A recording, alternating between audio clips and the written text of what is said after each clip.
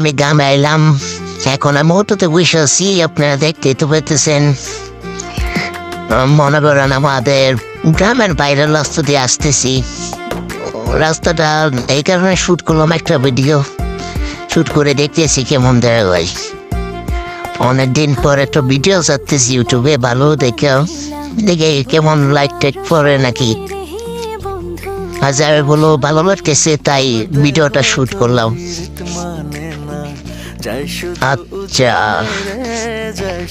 মামু, কোন জায়গাটা এটা গো? কুলিয়াছড়ের ভিতরে যে বাগপাড়ার রাস্তা, এটা বাগপাড়ার রাস্তা। এটা জানিয়ে যাবে না, নাম বলতে পারতেছি না। কুলিয়াছড়ের কাছাকাছি আছে, আর বই আছে জানি শোর আসছে না।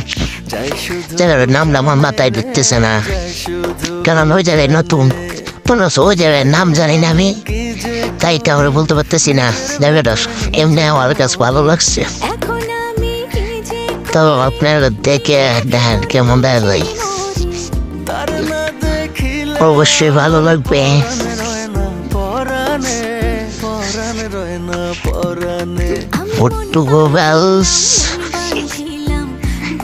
অনেক মানুষজন আছে, রাস্তায় নীরবই, এক ধরনের নীরব রাস্তা, গাড়ি ঘোড়া চলে ভালো থেকে। এবার তাই আপনাদের কাছে শেয়ার করলাম ভিডিওটা। আমি দেশে আমার ভিডিও, গ্রামের ভিডিওটা শেয়ার করে দেয়।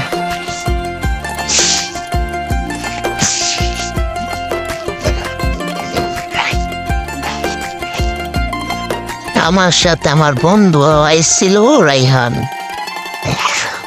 ও বলতেছিল ভিডিও করতেছো হাত কামাইরা যদি কেউ জারি জোরে মারে, কিন্তু তাতে কিছু নাই।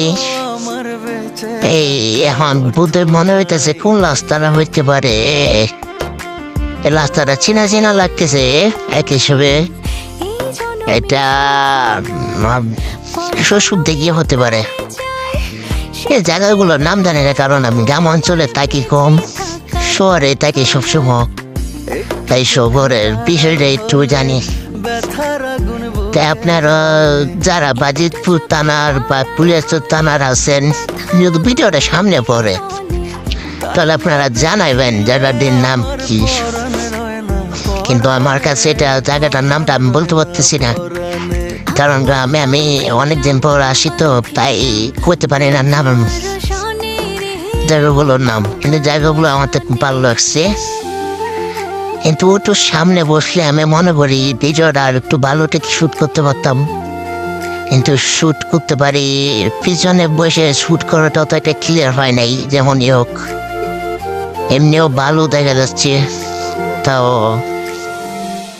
2-3টা শ্যুট করছিলাম, তার মধ্যে 2টা শ্যুট আমার কাছে ভালো লাগছে, তাই 2টাই শেয়ার করে দিচ্ছি।